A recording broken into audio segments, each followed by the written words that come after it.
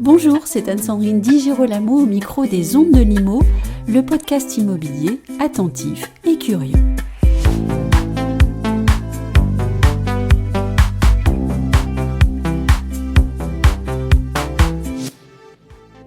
À l'occasion de l'élection présidentielle 2022, Consulting Group et Harris Interactive ont mené une enquête afin de mieux comprendre la perception des Français quant aux enjeux liés à leur logement.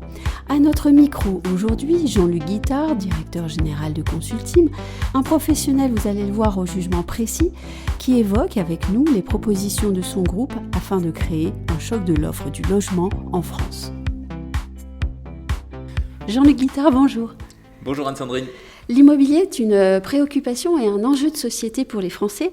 Qu'attendez-vous du nouveau gouvernement et la nouvelle législature pour répondre aux inquiétudes des Français sur le logement? Pour rebondir, effectivement, on a mené un sondage avec Harris Interactive qui a confirmé effectivement l'ensemble de cette analyse, de cette intuition finalement qui était la nôtre, qui est de dire que c'est une préoccupation majeure. C'est vraiment confirmé. Alors du coup, préoccupation égale sans doute des attentes qu'on a plus ou moins précisées et puis auxquelles on a contribué en essayant de donner quelques idées.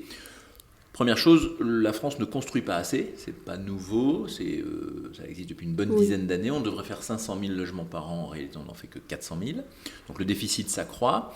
Le stock, lui, il est de 35 millions, donc on voit un petit peu l'écart entre 400 000 nouveaux et 35 millions de stock, donc le vrai marché, c'est le stock. D'ailleurs, cette année, il y a eu 1 200 000 transactions, en 2021, qui nous ont montré la dynamique. Quand on ne trouve pas du neuf, on va chercher de l'ancien. Donc cette préoccupation, elle est qualitative, c'est ce qu'on a vu dans le sondage, elle est quantitative parce que les Français achètent. Donc la solution à cette crise, il y en a une première qui est assez simple finalement, c'est de construire plus.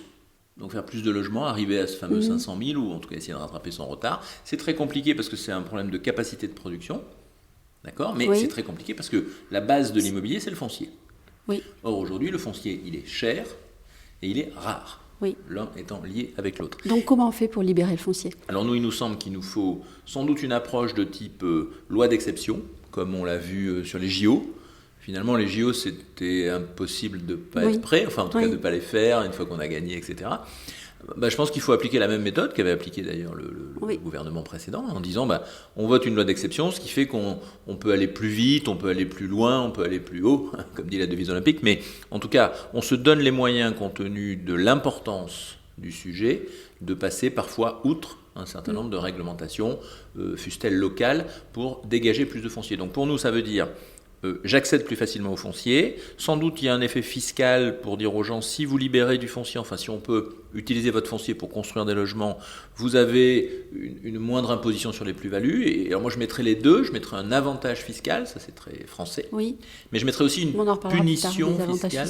Bien sûr. Oui. Je mettrais aussi une punition fiscale, c'est-à-dire si vous ne vendez pas dans les 3 ans, puisqu'on est bien sur une recherche d'un choc, en fait, d'un rebond, si vous ne le faites pas, vous serez plus taxé. De façon à ce qu'on ait bien les deux effets. C'est mieux maintenant et ce sera pire demain. Voilà, c'est ça, je crois, qui serait, de mon point de vue, important. Ensuite, deuxième approche, sans doute simplification un petit peu des règles.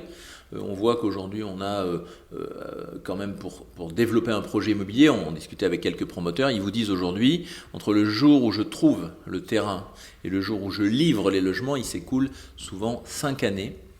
Ce qui me paraît excessif. Je pense qu'on peut trouver, il y a plein de moyens sur les autorisations administratives, sur les délais, il y a beaucoup de choses qu'on pourrait compresser un peu pour que la mise à disposition, si vous gagnez 1 an, finalement, parce qu'on voit qu'on prend du retard depuis 10 ans, on pourrait déjà regagner assez facilement en gagnant 1 an sur le délai qui s'écoule entre je trouve mon terrain et je livre. Donc là, il y a à coup sûr quelque chose à imaginer pour libérer plus de foncier.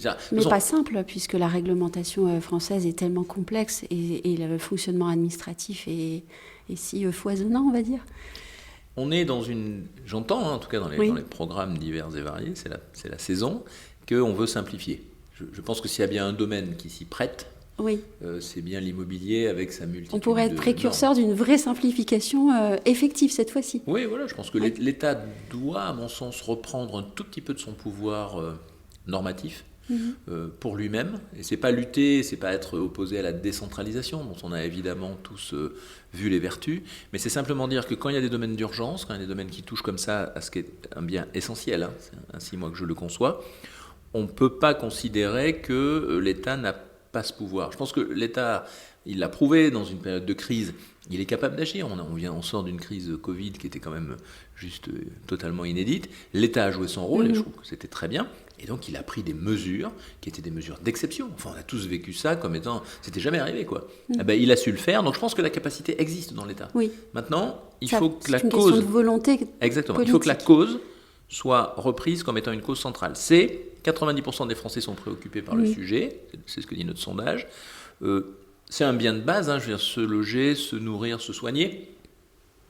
Quand on satisfait à ces 3 contraintes-là, je ne dis pas que la vie est parfaite, je dis juste qu'elle est possible.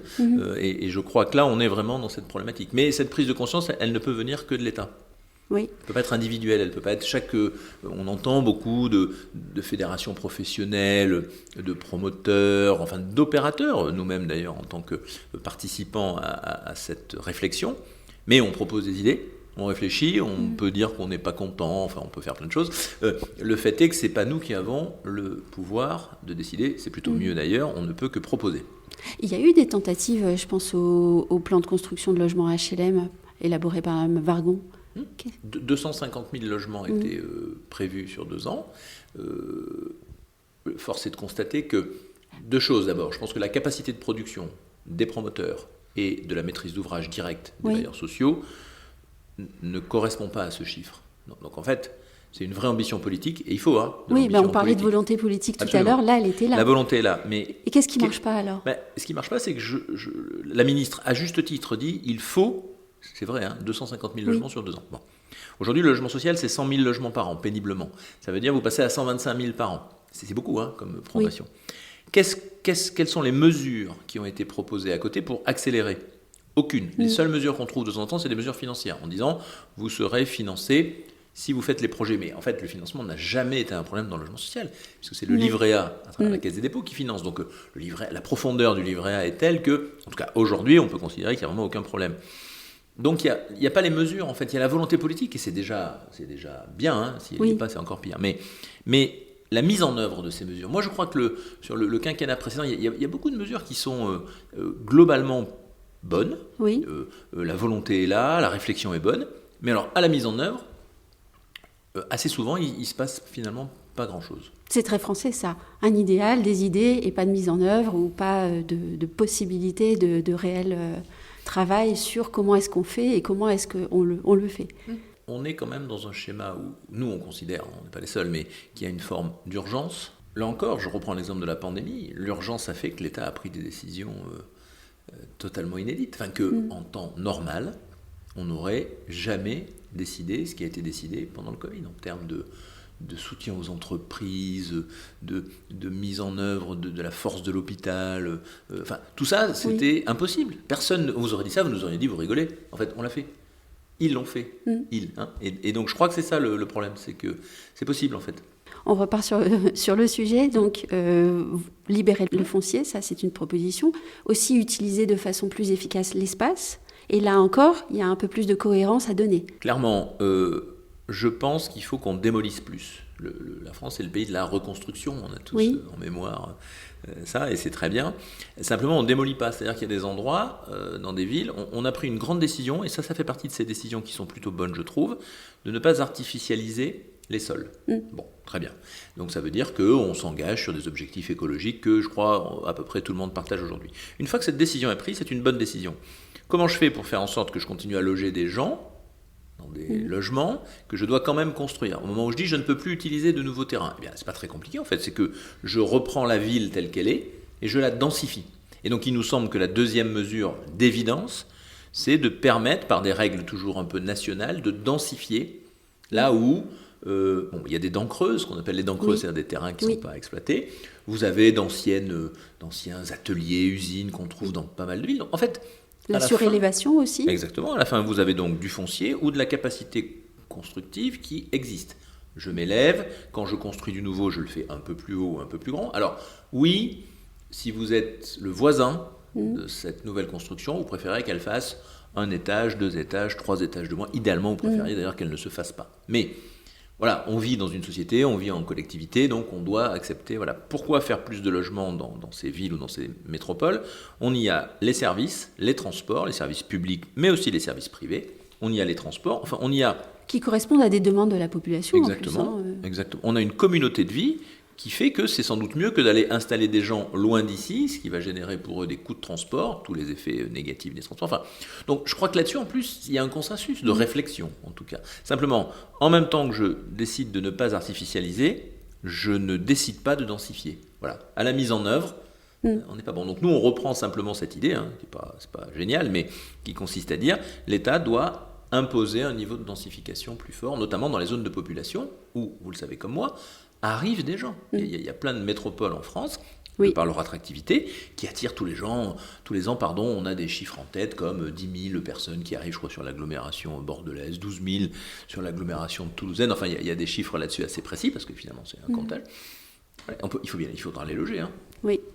La contrepartie de ça, c'est que si on le constate sur ces marchés-là, la croissance des prix à Lyon, à Bordeaux, partout, est très forte, parce que comme on donne moins d'agréments au sens du logement social et moins d'autorisation en général de construction, il y a moins de logements. Et donc, comme tout le monde veut acheter le même, il est plus cher. Au niveau fiscal, alors, si on a un nouveau ministre, il faut à nouveau une nouvelle loi, un nouveau plan, monsieur ou madame ? Je ne sais pas si c'est toujours sûrement intéressant d'avoir son nom sur un avantage fiscal. Bon, je comprends ça. Mais en même temps, moi, il me semble que le sujet de fond, c'est qu'on doit aider, fiscalement, mais peut-être pas que fiscalement, mais on doit aider à créer des nouveaux logements.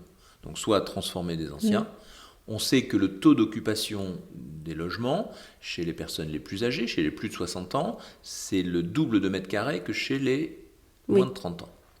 Alors vous me direz, c'est normal, la vie est ainsi faite. D'accord. Pour autant, dans les centres-villes, est-ce qu'on n'a pas une capacité à reconvertir un certain nombre d'actifs immobiliers qui aujourd'hui sont entre guillemets sous-occupés, d'accord, par des gens qui sans doute accepteraient de les vendre, de les quitter, etc., pour redensifier. Alors il y a les modèles de colocation qui sont très à la mode en ce moment, mais globalement, retrouver une densité qui est plus forte et qui permet de reloger des gens. Donc c'est ça qu'il faudrait favoriser peut-être fiscalement. Oui. Vous voyez ce que je veux dire ? Je pense que ça régénère très facilement des logements sans rien construire de plus. C'est juste en divisant, c'est juste en refabriquant. Il y a un peu de travaux toujours, mais c'est très léger. Finalement. Optimiser à tous les sens du terme. Optimiser. En fait. Et je pense que si on optimise, on dit que la matière première, finalement, cette matière première incroyable qui est notre environnement, c'est un ensemble fini. Donc, moins le consommer, c'est réutiliser. Alors, on parle de réutilisation quand on trie nos déchets. Enfin, on essaye tous de faire ça. Mais je pense que si on réutilisait ces espaces, qui sont des espaces qui sont aujourd'hui urbanisés, équipés en services, comme je le disais tout à l'heure, réutiliser ces espaces, c'est quand même la meilleure façon de faire des économies sans que la planète en subisse les conséquences, ce qui me paraît d'ailleurs aujourd'hui assez normal. Qu'est-ce que vous pensez des obligations de rénovation énergétique ? Alors, là encore... Et leur impact sur le logement, bien sûr, on s'entend. Bien sûr. Bon texte, comme je le disais tout à l'heure. Bon texte, on dit, il y a un double effet. Il y a un effet d'émission, c'est-à-dire ce sont des actifs qui polluent, en tout cas qui émettent. Et deuxièmement, les gens qui les occupent ont des coûts pour se chauffer qui sont excessifs. Bon, ils le sont d'autant plus qu'avec la guerre en Ukraine, ils sont alors maintenant même très excessifs et encore on est toujours sous bouclier. Imaginons qu'on soit hors bouclier, ce serait sans doute une catastrophe. Donc, très bon texte. Oui. La question c'est pareil, mise en œuvre. Mise en œuvre aujourd'hui, lorsque vous êtes propriétaire bailleur, c'est-à-dire que vous avez acheté un appartement pour conforter un peu votre retraite, que vous avez décidé de le louer, meublé ou pas meublé d'ailleurs, et que ça vous fait un complément de revenu. Si vous êtes dans une copropriété dont la majorité est faite de propriétaires occupants, donc des gens qui habitent dans le logement, eh bien vous aurez beaucoup de mal à les convaincre de faire des travaux pour que votre logement monte en étiquette, donc quitte les étiquettes F et G, et donc vous allez vous retrouver avec un investissement dont la valeur sera, alors pas de zéro, parce que c'est un peu théorique, mais fortement amoindrie, parce qu'avoir un logement pour avoir des revenus complémentaires et pas pouvoir le louer, ça pose quand même des problèmes assez sérieux. Donc, on aurait sans doute dû modifier peut-être, je ne sais pas, les règles de majorité en copropriété, créer des obligations nouvelles. Je n'ai pas une technique, je pense qu'il y a plusieurs techniques, mais ne rien faire, c'est très bonne idée, très mauvaise mise en œuvre. Donc ce sujet-là, il enlève dans les grandes villes près de 20% du marché, donc 20% à peu près des biens qui sont mis à la vente dans l'ancien sont en étiquette F et G. Oui. Si vous êtes acheteur, soit vous êtes bon négociateur, donc vous faites baisser le prix, ça c'est plutôt pas mal, mais vous allez devoir réinvestir. Mais si vous n'avez pas la certitude que votre réinvestissement est possible, vous n'achetez pas. Qu'est-ce que ça fait ? Ça fait que 20% des biens qui sont à la vente Mon calcul est un peu théorique, mais j'allais dire, sont moins accessibles. Donc on va se reporter sur les 80% restants, ce qui a une conséquence assez classique. Quand il y a plus de monde qui veut acheter la même chose, les prix continuent à monter. Et des conséquences graves. Et des conséquences graves, ça veut dire qu'on ne peut pas acheter. On a tous dit, entendu et on répète qu'on ne peut plus se loger à Paris quand on démarre un job, quand on a voilà. C'est vrai depuis maintenant quelques temps. On ne peut pas accentuer ça. Même l'objectif serait même de le faire diminuer finalement. C'est un peu ça le sujet. Donc bonne idée et mauvaise mise en œuvre encore. Très bonne idée, je pense qu'on ne peut pas y échapper. Il faut rénover ces logements dans la logique d'un coût de l'énergie, d'une consommation excessive, d'une émission excessive, c'est même voilà. D'ailleurs, en faisant des logements neufs, avec les normes qu'on applique aux logements neufs, on fabrique des logements qui sont avec peu d'impact. Donc en fabriquer plus ne serait pas si grave que ça, au contraire, même ça contribuerait. Donc on est dans cette espèce de quadrature où les objectifs, les enjeux ont été compris, les mesures qui sont proposées sont sans doute les bonnes mesures, il y en a peut-être d'autres, mais je veux dire, en tout cas, il n'y a pas d'erreur là-dessus. En revanche, on ne sait pas mettre en œuvre. Alors, peut-être que, évidemment, Covid, guerre en Ukraine, calendrier politique, qu'on ne peut pas négliger, il va quand même falloir y aller à un moment, parce qu'on aura toujours, sinon on a toujours une excuse pour ne pas le faire. On va parler investissement immobilier. L'immobilier, c'est un marché de confiance, on le sait. Où est-ce qu'elle se trouve en ce moment, la zone de confiance pour les Français ? Est-ce qu'elle existe encore ? Pardon. Ça, c'est une question difficile. Mais ce que nous on constate, je vais prendre plutôt ce que nous on entend. Alors ça n'a Où se trouvent les investisseurs ? Ça n'a pas valeur de sondage aujourd'hui. On a évidemment, quand on regarde ce qui se passe sur les différentes typologies de placement, la partie des obligations. On rentre dans une zone de ce qu'on appelle un peu un crack obligataire, c'est-à-dire que pendant assez longtemps maintenant, les taux étaient très très très bas. Oui. Et aujourd'hui, les gens qui doivent réinvestir, notamment les gros institutionnels, on pense aux compagnies d'assurance, qui doivent réinvestir dans les obligations, achètent des obligations qui payent. Alors je voulais que l'État français empruntait à 2,50 à 10 ans, quand il n'y a pas longtemps, il empruntait à presque zéro, en tout cas des taux très faibles. Donc ça veut dire que leur portefeuille, du coup, connaissent une forme de dévalorisation assez forte par cet écart. Donc, conséquence immédiate, c'est de dire, acheter des obligations tout de suite, c'est bien, mais si on en a acheté avant, on va avoir cet écart. Donc les contrats d'assurance vie qui sont très fournis finalement en obligations de ce type-là, vont connaître des petites difficultés quant au taux qu'ils délivreront à leurs investisseurs. C'est assez classique, c'est déjà arrivé, c'est normal, mais en tout cas, ça n'en fait pas un placement avec une dynamique forte. Bon. La bourse, on l'a vu, vous avez vu comme moi, il y a une correction, on voit sur tout ce qui était notamment tech aux États-Unis, il y a une correction. C'est toujours un peu pareil la bourse, c'est-à-dire que ça monte et puis à un moment ça corrige, puis après ça remonte. Et puis c'est risqué, on le sait. C'est un peu plus risqué, voilà. Donc le niveau d'investissement en bourse, les gens sont un peu moins enclins à investir quand ça baisse, parce que vous dites tout ça. Et puis dès que ça va remonter, ils seront un peu plus enclins, mais globalement, ça restera cantonné. Après, vous avez des choses un petit peu nouvelles, on a vu les crypto-monnaies, enfin toutes ces choses-là. Là, il y a quand même des sujets d'inquiétude assez réels. Et donc, il reste aujourd'hui dans une période où on a une inflation qui est combattue. Oui. Et je pense que les mesures qui sont prises sont les bonnes, mais pour l'instant, elle est quand même là et elle est réelle. Que ça donne quelque chose. Donc, quand vous cherchez un actif qui est résilient dans sa valeur par rapport à l'inflation, l'immobilier l'est. C'est-à-dire qu'un bien immobilier, c'est pas indexé sur l'inflation, sa valeur, mais en tout cas, on ne peut pas dire que ce soit totalement décalé. Et puis surtout, les revenus qu'il procure, les loyers, eux, sont indexés. Tout ou partie. Et donc, quand vous êtes aujourd'hui dans la situation d'un investisseur, chercher un actif tangible, c'est pas complètement idiot, on peut passer devant, on peut aller le voir, le visiter, etc. C'est assez classique. Faire en sorte que les revenus qu'il procure soient indexés sur un phénomène d'inflation sur lequel personne n'a de visibilité en fait, mais quand vous êtes un investisseur normalement constitué, vous vous dites si l'inflation restait à 5, je préfère que mon loyer il soit indexé à 5 ou à un peu moins qu'à rien du tout. Bon.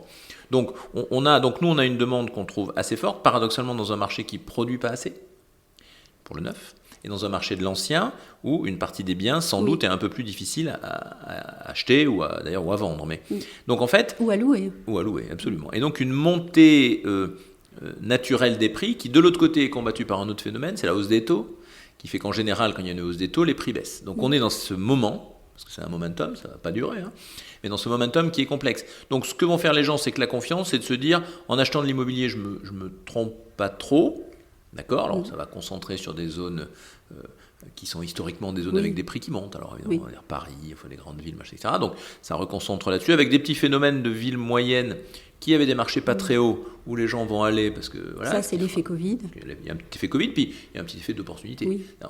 Entre acheter des choses qui valent 10 000 € du mètre carré ou plus, on pense à Paris, et aller acheter dans des villes, je sais pas, comme Le Havre, ou qui ont des prix qui sont autour de 2005-3000, c'est pas le même investissement. Non. Alors certes, ça rapporte peut-être pas autant, mais en tout cas, on est quand même posé sur l'immobilier. Donc nous, ce qu'on constate aujourd'hui, c'est une demande forte dans l'immobilier, parce qu'il y a une réassurance finalement de se dire c'est un actif que je maîtrise. Quand vous mettez ça en parallèle avec le sujet de la potentielle réforme des retraites dont on parle, mais qui va bien finir par arriver, si on vous annonce que votre taux de remplacement sera plus faible, c'est pas invraisemblable. Le paradoxe de notre sondage d'ailleurs, c'est qu'on s'aperçoit que les Français ont plus une crainte de ne pas avoir de pension que de nous parler de l'âge. J'ai trouvé ça assez frappant parce que moi-même, mais je pense qu'on est sous l'influence de ce qu'on lit et de ce qu'on écoute, c'est que on dit là c'est l'âge, alors c'est 62, 65, toutes les hypothèses possibles. Tout le monde parle de ça, mais en fait les Français, eux, on a interrogé 7000 avec Harris, ils disent moi je suis inquiet sur ce que je vais avoir comme pension. Et très peu ont parlé du sujet de l'âge. Donc je trouve d'abord c'est un enseignement dont il faut tirer, j'espère, quelques analyses un peu plus approfondies. Mais donc, ça veut dire, si on vous dit, vous aurez moins, vous allez travailler plus ou vous aurez moins, ce qui est un peu corrélé, je pense qu'aller investir dans l'immobilier devient un réflexe de compensation, en se disant, à la fin, je peux même y habiter. C'est aussi ça, l'avantage de l'immobilier, c'est que c'est un bien d'investissement, c'est ce qu'on connaît bien, mais c'est aussi un bien d'usage. Parce que ce ne sont pas la plupart d'une obligation, vous ne pouvez pas habiter dedans. Et donc, fort de ça, sans doute une assez forte demande, des corrections de marché dont on a encore un peu de mal à les sentir. Alors je disais là que les notaires parisiens ont annoncé une baisse de 0 quelque chose. Bon, je sais pas, je pense qu'il y a l'effet des prêts, donc le rôle des banques va être important. Si les banques ferment le crédit complètement, il y a des gens qui ne pourront plus acheter. Alors aujourd'hui, pour un primo-accédant, je pense que ça devient assez compliqué. On voit d'ailleurs les marchés de la maison individuelle, les gens nous disent qu'ils ont quelques difficultés. On ne pourra pas le fermer complètement. Alors, est-ce que c'est du prêt à taux zéro? Est-ce que c'est un autre mécanisme? Je ne sais pas. Mais on ne peut pas fermer l'accès au primo-accédant. C'est quelque part, d'abord parce que c'est le taux de rotation du parc locatif. Donc n'oublions pas que dans ces cas-là, les gens ne quitteront pas sinon le lieu où ils vivent. Il faut bien vivre quelque part. Donc on va ralentir ce marché-là. Enfin, je pense qu'il y a plein d'inconvénients. Donc une demande forte qui est renforcée par cet ensemble d'éléments externes, internes, etc. Et puis une projection qui est une projection avec un peu de doute et qui dans ces cas-là ramène quand même globalement sur l'immobilier. On termine juste avec une question sur la retraite. Sans vouloir être mauvaise langue, on voit quand même que le gouvernement donne une attention particulière à la question environnementale, à la transition énergétique, et peut-être moins à la question de la retraite. En tout cas, les Français, vous venez de le dire, sont très inquiets pour leur retraite. Qui peut investir dans l'immobilier en vue de préparer sa retraite? Parce que là aussi, ce ne sont pas tous les Français. Qui sont-ils? Dans votre sondage, c'était assez clair aussi. Évidemment, il faut en avoir, c'est-à-dire qu'il faut avoir des revenus qui permettent de dégager finalement une capacité d'épargne. Donc ça, une partie des Français le peut, une partie ne le peut pas. Et aujourd'hui, avec une inflation qui ne serait que le coût de ce que nous dépensons, ça réduirait notre capacité d'épargne. Si cette inflation a la vertu normalement de faire également augmenter les revenus, j'allais dire la capacité d'épargne est la même. Quand vous êtes en situation d'avoir de l'épargne, effectivement, il va y avoir des orientations. Plus les placements seront des placements qui... Aujourd'hui, acheter une assurance vie avec des taux de rendement à 1 point, dans une inflation à 5, vous perdez 4% par an. Bon, il y a des gens qui vont se poser forcément la question. Donc vous irez vers des placements et des rendements qui seront les meilleurs possibles à l'instant T. C'est opportuniste. Ensuite, ça c'est la vision de l'acheteur du moment. Ensuite, vous avez des gens qui ont donc un patrimoine. Il y a ceux qui sont propriétaires de leur logement, il y a ceux qui sont locataires, etc. C'est aussi à l'analyse de ce patrimoine que les gens vont diversifier ou pas. D'accord ? Vous avez des gens aujourd'hui qui ont des contrats d'assurance vie qui peuvent se dire demain, est-ce que je ne peux pas en utiliser une partie pour faire une acquisition immobilière dans un pays où, on l'a dit, je le répète, aujourd'hui on n'a pas assez de logements, là en tout cas où les gens veulent habiter. Voilà. Donc il y a plein de réflexions qui sont liées à la fois à la crise, mais aussi à des fondamentaux un peu plus longs. Avoir constitué un patrimoine pour payer les études de ses enfants, avoir un revenu à la retraite qui soit un peu meilleur, ces stratégies-là, elles ne vont pas changer en fait. Les gens ont les mêmes problèmes, se posent les mêmes questions. Est-ce qu'ils se les poseront un peu plus dans une réforme des retraites ? Oui. Et donc, ce que ça donnera, moi, malheureusement, je ne sais pas le prédire, mais en tout cas, ça va intensifier ces questions de dire « je ne suis pas certain que ma retraite sera à la laquelle je l'attendais, c'est jamais qu'une projection. Mais donc comment est-ce que je vais la compenser ? C'est ça, pour moi, le regard on va voir bouger ça dans les mois qui viennent. Est-ce qu'il y aura des avantages fiscaux ? Est-ce qu'il y aura des nouveautés qui seront créées par le gouvernement ? Je ne le sais pas. Mais il faudra trouver quelque chose pour compenser cette crainte, cette peur. Vous parliez de confiance tout à l'heure, et vous avez 1000 fois raison.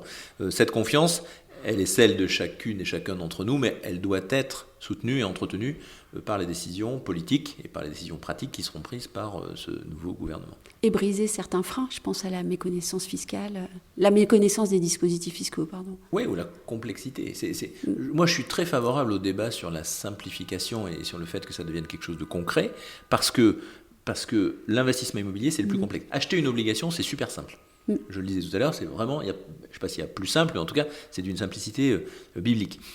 Acheter un appartement, c'est compliqué. Il y a un promoteur, il y a un commercialisateur, vous pouvez avoir un conseiller d'une banque ou d'une institution ou d'un conseiller en gestion de patrimoine, vous avez un notaire, enfin, il y a une multitude d'intervenants, c'est toujours un peu compliqué, c'est un engagement fort, etc. Si on sait simplifier, alors maintenant on a des sujets de signature électronique, on a des sujets d'analyse précise du marché. Le développement de la tech, en tout cas dans la partie immobilière, améliore tout ça. Donc on est sur le bon chemin. Mais ce ne sera jamais aussi simple d'acheter un logement que d'acheter une obligation. Alors on fait ce qu'on appelle de la pierre papier. Donc la pierre papier, c'est j'achète de l'immobilier, je prends un risque que je maîtrise, simplement je l'achète à la hauteur de mes moyens. Une SCPI ou PCI, on peut souscrire 500 euros, 1000 euros. Acheter un logement, c'est jamais 500 euros ou 1000 euros. Il y a toujours une opération qui est beaucoup plus volumétrique dans un contexte où les banques, globalement, prêtent un peu moins. Donc, faut que tout ça avance en même temps. En fait, s'il fallait plus ou moins conclure, je dirais que cette confiance, elle est, je pense qu'elle est facile à faire revenir s'il y a cette simplification, cette transparence, et si les gens... Parce que les inquiétudes que génère la guerre, le Covid, l'inflation, etc., il faut pouvoir, et c'est un peu le rôle des politiques, en face mettre quelque chose qui dit voilà ce qu'on va faire, voilà ce que la représentation nationale, le gouvernement va faire pour en limiter les effets. C'est ce qu'on entend. Les boucliers, les aides, les chèques d'hiver, etc. Ça participe de cette démarche. En revanche, il faut aller un peu plus loin sur le sujet de l'immobilier. Oui. Parce que celui-là, il est important pour les Français. Il est peut-être même parfois plus important que d'autres sujets qui sont finalement assez conjoncturels. Et puis pour terminer, il y a chez les Français une vraie appétence à ça. Et puis, vu la complexité des choses, une certaine compétence, je trouve. Oui, je suis assez d'accord avec vous. En fait, c'est une passion, je pense, française. Enfin, je sais pas s'il faut dire ça comme ça, mais... Et on a tous un truc à dire sur l'immobilier. Oui.